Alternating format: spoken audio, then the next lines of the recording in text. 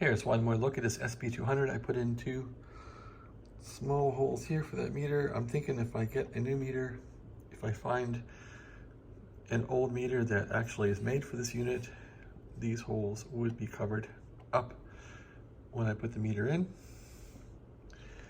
Here's this little meter I bought for 10 bucks I've been working on. So it should just fit right in those 2 little holes there.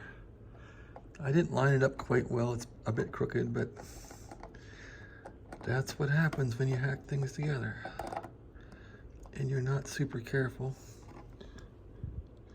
It does fit in here like that, and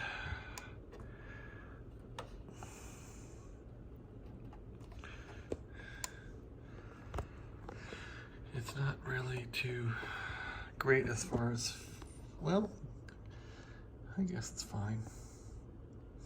All right, well, it's time to wire it up.